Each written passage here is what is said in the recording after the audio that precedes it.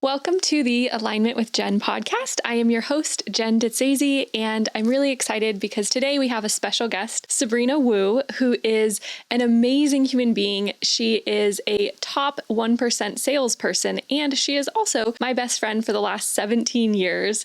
And so what I'm super excited about for this episode is I want to kind of take you on a journey of the last 17 years. So we met when we were 17 in the dorms at UC Santa Barbara, and we have talked essentially every day since. And through that time, we've really grown and we've changed. And I want to kind of take you on a journey of what it's like to have that deep, intimate of a friendship, how to create those kinds of friendships in your life, and also some of the lessons that we learned along the way of creating these sorts of friendships and the sort of growth that we've had. Our lives have completely changed. And so I want to share with you today some of the habits, some of the mindsets that we've cultivated over the last 17 years that have allowed us both to create success in our lives and have allowed Sabrina to be the #1 salesperson at multiple companies that she's been at.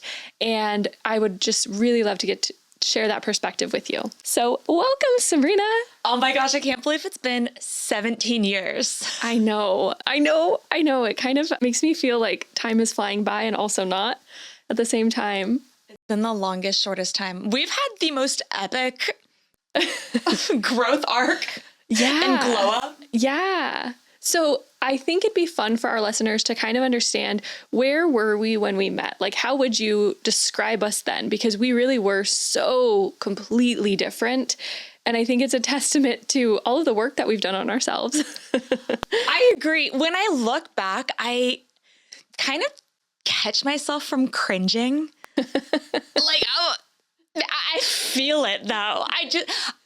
I'm trying to have more compassion, or at least being on good terms with that 17-year-old self. Yeah. I feel like I've had this tendency to be really critical of yesterday's Sabrina, last year's Sabrina, and even more so for 17 years ago, Sabrina. Yeah, totally. I think there's this tendency to say like, okay, because I know the lesson now, I should have known it then. When in fact, like, we were always doing the best that we could have done with the information we had at the time, who we were at the time. I really believe that. I really believe that for everyone. I think too, sometimes it's worked in our favor, right?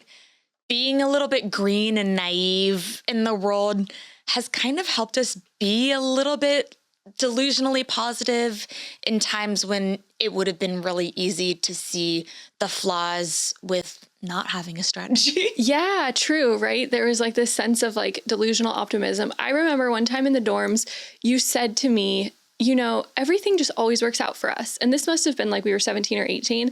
And that mantra has played in my head for the last 17 years of everything just always works out for us. Everything always works out for me. Like, it became a core fundamental principle, I think, of who I am. And I'm really grateful for that because it's such an amazing guiding principle.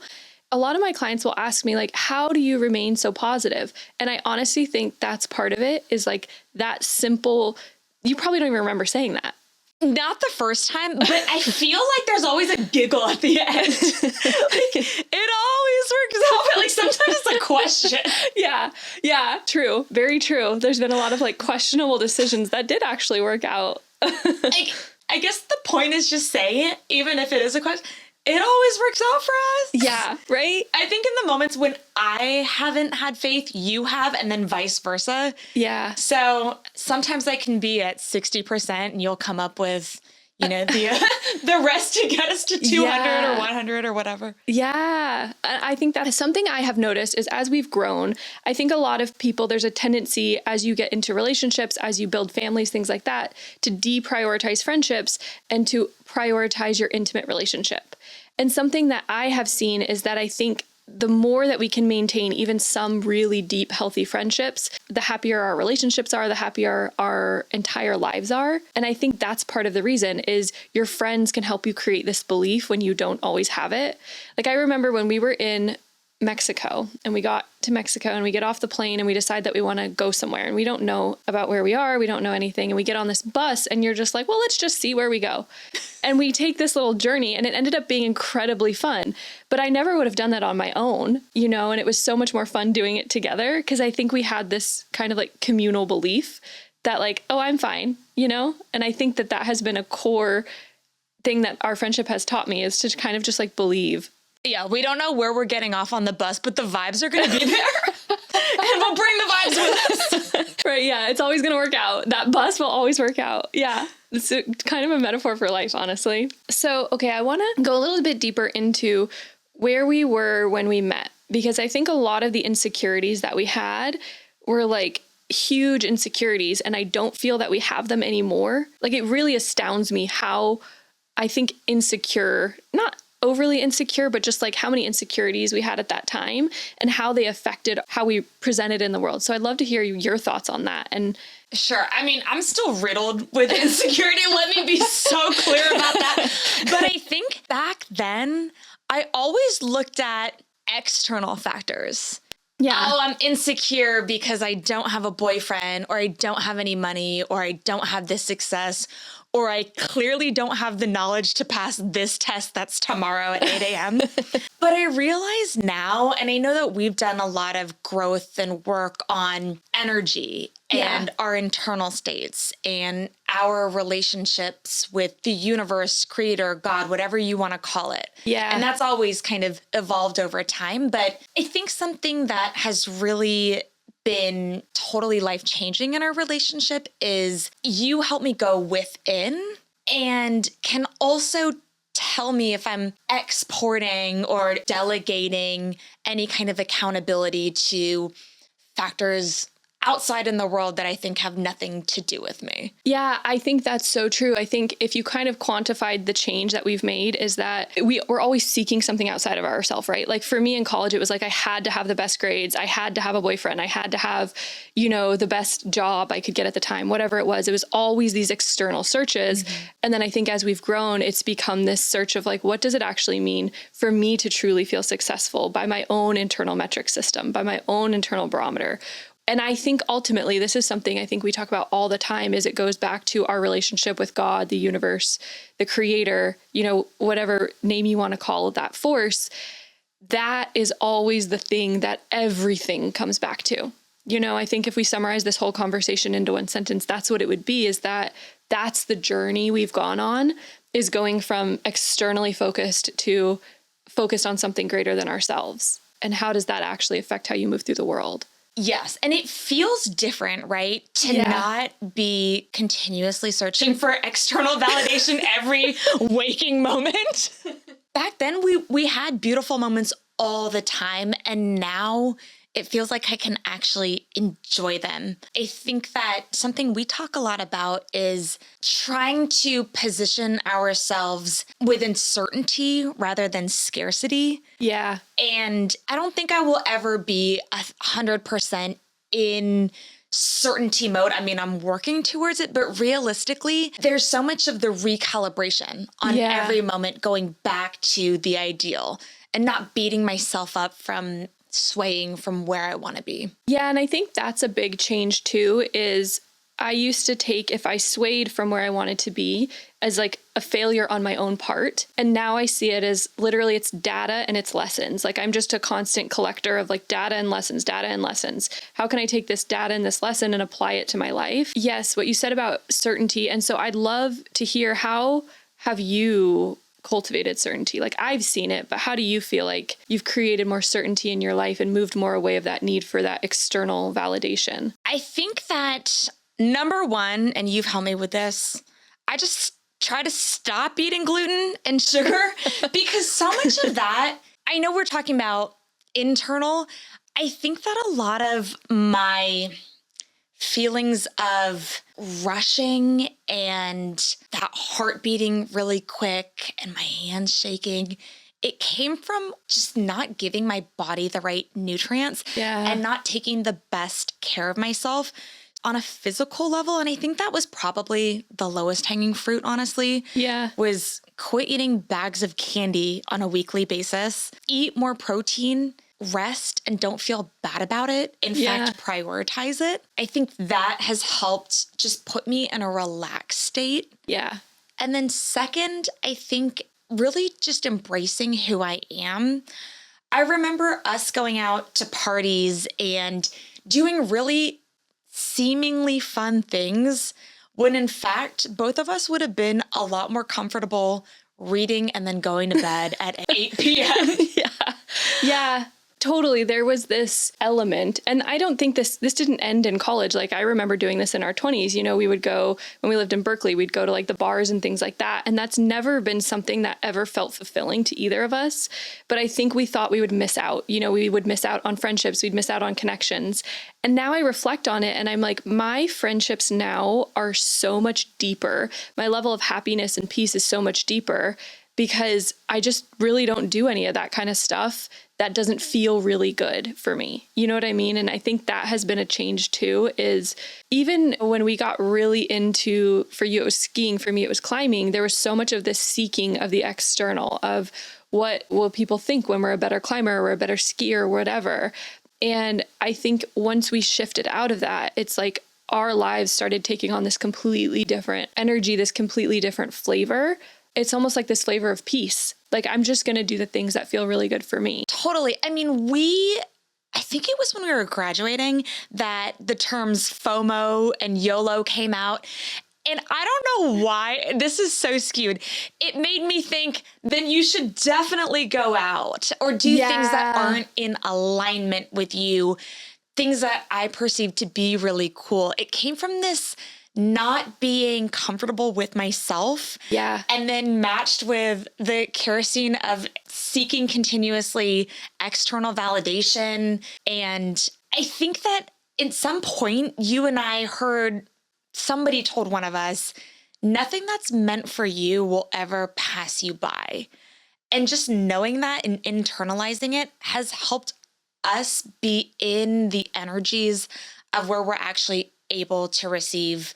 And that can kind of only come through by us thriving and doing the things that serve our souls. Yeah. The theme too, that it keeps coming to mind as you're talking, is this theme of certainty. And I don't think that we would have been able to, it's almost like we hit the unsubscribe button on the things in our life that just were not aligned anymore. Mm-hmm. And I look back and I'm like, man, I spent so much time, you know, rock climbing and spending time with people that weren't quite the right fit for me because of this fear of what is going to be in their place. Right. And I remember you saying that about when you were going through a breakup and you wanted to go through that breakup and you're afraid of losing the friends that you had made through that relationship.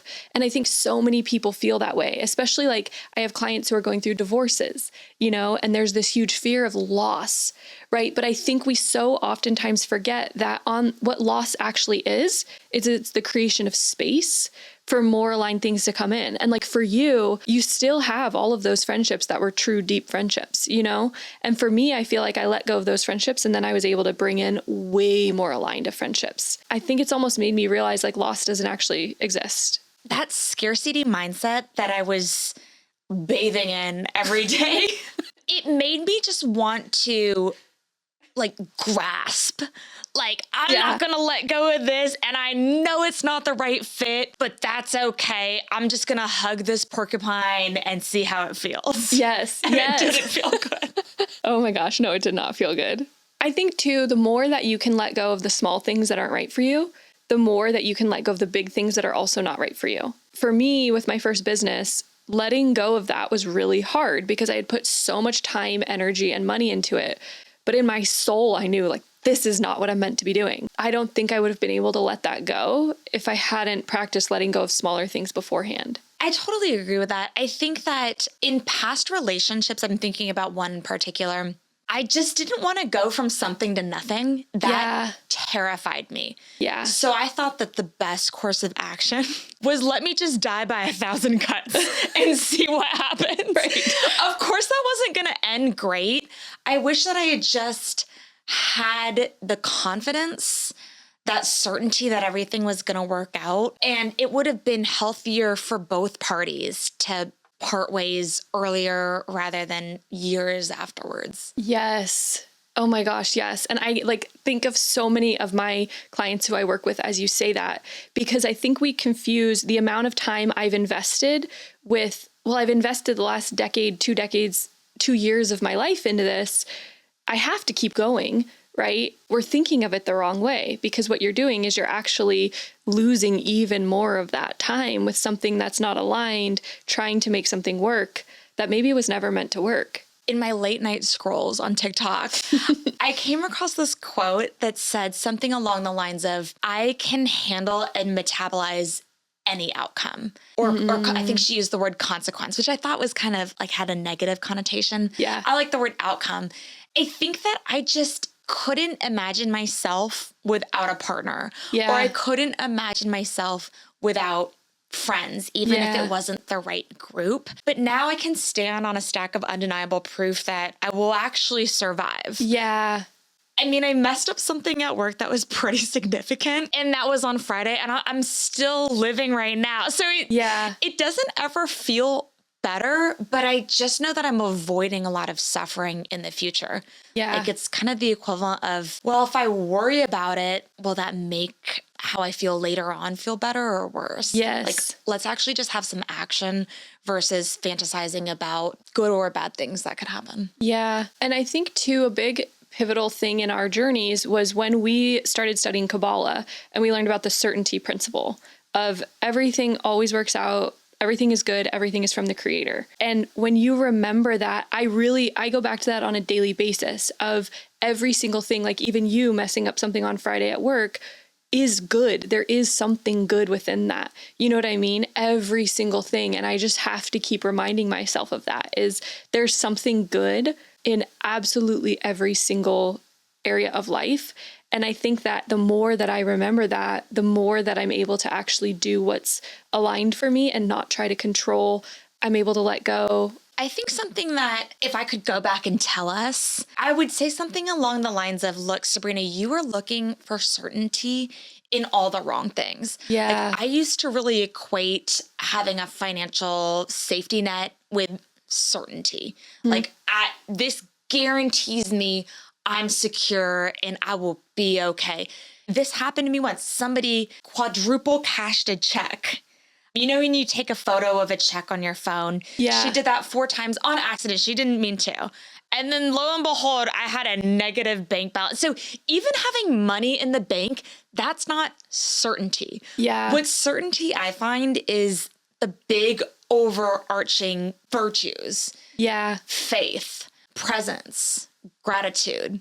Yeah. All of those conditions will make it certain that I can withstand anything that comes my way. Yes, I completely agree with you. I think it's cultivating those virtues and it's cultivating how you think about different situations. That was a really big part of this trajectory for me, was learning that every single situation, there's 1,000 different reflections of that situation. You know, it's like a hall of mirrors where you look and you see yourself 1,000 times in each direction. Every situation has that, right? So there's 1,000 ways that I can view any situation. So why would I choose the 1,000 ways that feel crappy to me, right? Why don't I choose the ways that feel good? I was doing that just today of how can I look at this in a way that makes me feel better? Because when we feel better, we're more creative, we're more expansive, we're more magnetic. You know, all of the things work better for us when we feel better. And it's our choice how I view the situation of how I want to feel. That was so revolutionary to me. The thought of, well, why don't you just prioritize feeling good, Sabrina? Yeah. That totally changed my life. And it's something so simple. Yeah. But I had a racing heart and I was trying to think of all the things that I needed to do the next day or highlight to myself all the possibilities where my life could totally go sideways. Yeah. That was somehow a help or a good thing, or it put me at an advantage when it clearly was just a detractor. Yeah. I think a lot of people do that where they think worry is security. You know, if I can anticipate what can go wrong, then I can prevent it. When in reality, what you're actually doing is just like lowering your energy, lowering your ability to actually be creative and create the outcome that you want to create. Yeah, like there is no reward for worry. I think in like Asian culture, sometimes it can be misconstrued as, oh, that person's really planning for the future or thinking of plan C, D, E, F, all the way down the line where it's just kind of catastrophizing and there isn't any benefit. Yeah. I want to ask some questions about your sales career because you have always, so for our listeners, Sabrina and I worked at three of the same companies before I left and started my businesses. Plus teaching that too. Oh yeah, 4. Whoa. And the thing about sales that was amazing to me is like we were on these huge sales teams with really, really good salespeople, these very, very developed companies, like great, difficult sales environments, I believe. And you always became number one. And it was like clockwork. And this current company that you're at, I'm like, I would place thousands of dollars on the fact that you're going to become number one there. You just started there. So, you need a little more time, but you will always become number one. And I am always amazed by it because it's like the environment can be completely different. Your territory can be different, everything. What do you think allows you to do that? Because I have my theories, but I'd love to hear, like, what do you think allows you to do that? Number one, I really like it. I put a lot of pressure on myself, but period, end of story. I really enjoy the environment. Yeah. I think there's something magical about being a former educator and then being able to work continuously in education. That's always been important to me. I mean, I'm so nosy. I love going in. Some people get obsessed with going into people's homes, but I want to see the inside of their classrooms. Like, I want to smell industrial solvent and see what you did with your bulletin board, even though I'm not like truly in the same game as a classroom teacher in this moment. So I think liking it really helps. I think that I've always been comfortable just dying another day and planting a seed and not having to worry about the one for one. I think that if I can add value now, then the relationship's going to be strong and that person will be really motivated to help adopt the program at a later date, but without any pressure. So it's almost like giving and then releasing. Yeah. And if it doesn't work out, truly being okay with it. At the end of the day, working in education, if there isn't a viable impact or a significant impact, then I actually don't want to be a part of it. And I can make recommendations for something else that they can use. Yeah. So I think that not feeling like I need to get something immediately. Yeah. Or actually people ever. feel that. Mm-hmm. Yeah. That's so interesting. And I love this because it applies to every single person, right? How we can apply these principles. I really believe in what Tony Robbins always says of like success leaves clues. And when you listen and you understand what successful people are doing and you have a proven track record of success and you say, okay, how can I apply that to me? You are so much more powerful. And for what I just heard from you, and I've never really even, I talk to you every day and I've never picked this up, was like, one, just really loving what you do. And I see myself, like I was in those sales organizations and I was number one and I didn't love it. Like I didn't want to be there. I wanted to be doing what I'm doing right now. But number two, also being able to see the long game. And that was something that took me a long time, even in my own business. Now I've had to really see that, what I'm doing is not to impact me right in this moment. You're building relationships with people and you're okay with planting those seeds over the long term. I think a lot of people want what they want right now and they want to have this success right now. And especially a lot of new business owners get really discouraged because they don't see that success right away. And really creating your own sales territory, it really is running your own business in a way and being okay with, okay, I'm going to plant these seeds and I can have nothing come from it. And then I allow something to come maybe in the future, maybe not. It doesn't matter. I'm just happy with what I'm doing now. I think yes to everything. Also, too, you were in the same meeting and literally somebody, I'll never forget it because it was so basic.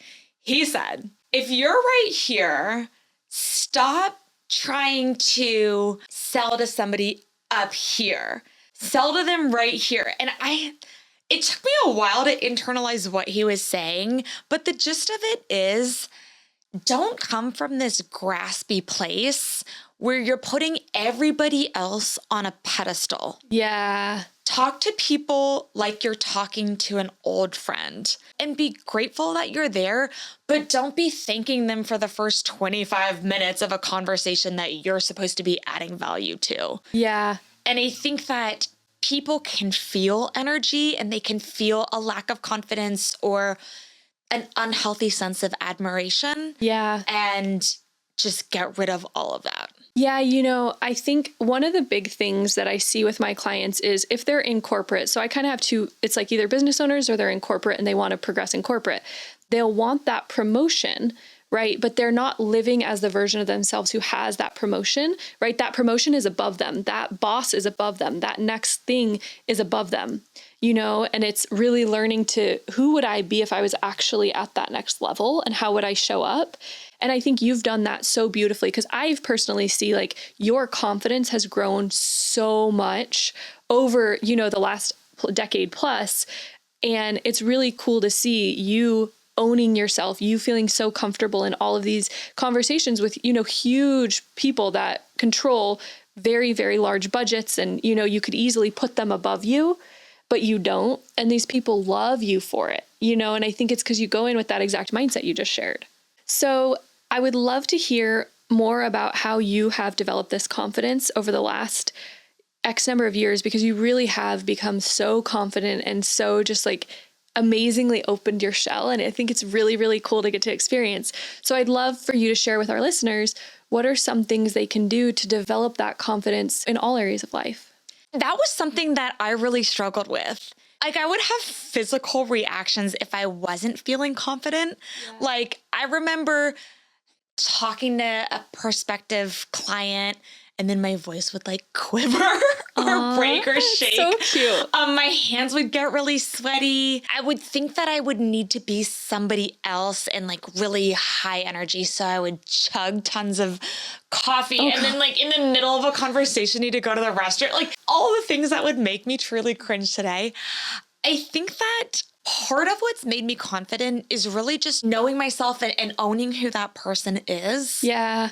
I think that came from saying no to a lot of things, but then also exposing myself to a ton of different things. It's interesting because when someone asks how to build confidence, it's different for everybody, right? Yeah. And that different things will work at different times in your life. I think when you and I were just coming out of college, the idea of having like this spirit animal you morph into, like Kobe with Black Mamba or Beyonce with Sasha Fierce. It was all, and I think that comes from like kind of what you alluded to of defining what that next version of yourself would look like. Yeah. And even if you have to step into a costume, that will just get you started before it becomes authentic. Yes. I love that so much because it's almost like a backdoor entry into it, because you're not saying like, oh, I am Sasha Fierce. You're saying, oh, there's Sasha Fierce. And like, I'm just going to step into this Sasha Fierce version of myself, And I think too, something I've noticed with you as well is you have always taken the risks, like the small risks or the big risks. You've always been okay with taking the risks. And I think the same for me. And I think that is really how you really build confidence. I saw this Layla Hermosi reel or something that it was, and she was talking about how confidence isn't built by journaling, like I am confident, I can do it. Confidence really is built by doing the things when you're not confident, and I've seen you do that and I've done that. And I think it's expecting ourselves to go from like 0 to confident in 15 minutes when it's okay to do something and become a little bit more confident and a little bit more confident.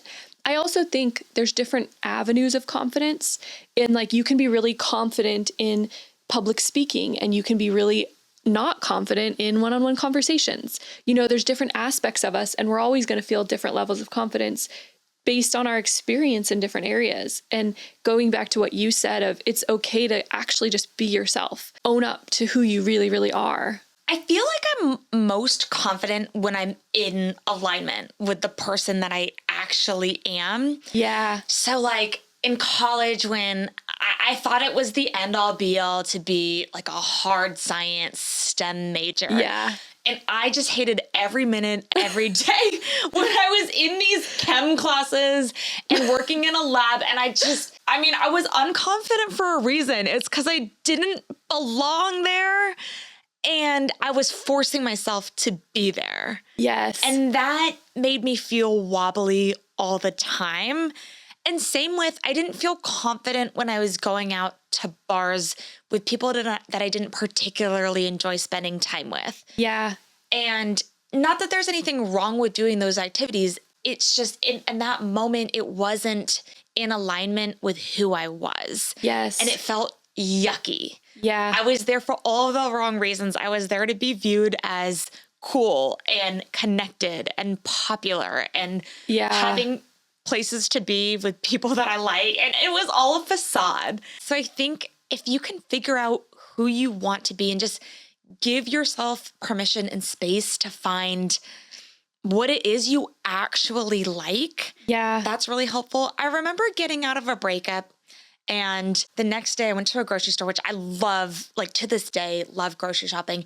And I looked at my basket and it was filled with the stuff that my former partner loved, like goldfish and Cheez-Its and mac and cheese, like all these orange things. And I don't like orange food. But I was buying them because I was on autopilot and it wasn't for me and it wasn't in alignment with me. So, oh my God, if I couldn't eat what I wanted or like even know what to buy that I wanted, like, of course I wouldn't be confident or comfortable in other places. Yeah. And I think it can be so simple of just literally being in a situation and being like, do I actually like being here? Or looking at your grocery basket and being like, do I actually like these foods? Is this actually what I want for my life? Because you're right. It's so often we get on autopilot based on who we were growing up or who we have been in a past relationship, and we forget. You know, like I look back and I spent so much time rock climbing and I was like, did I actually even like rock climbing? Like I was scared all the time. Was I really enjoying that? I don't know. But now I know, you know, I do believe contrast is important because it shows us what we actually don't want, you know, and we develop so much more of a human being when we start to recognize and vote for what we want and vote for what we don't want. I would love to leave our listeners with just one last piece of advice. So what do you think it means for someone to really be in alignment? Wow. I mean, only that person can ever answer that. Yeah. And oftentimes that definition would be different based on new knowledge that you gain or where you are in a specific time in life.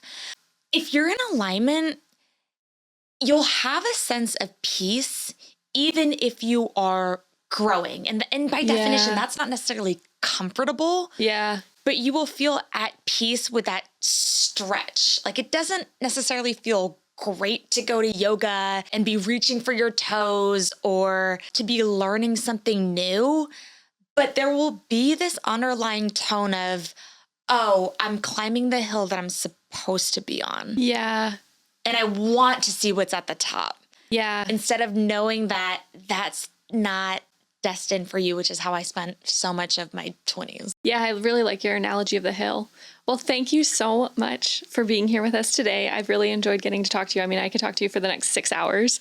Oh my gosh. Well, thank you for having me. Cheers to 17 years of friendship since 17. I love you so much. I love you too. Oh.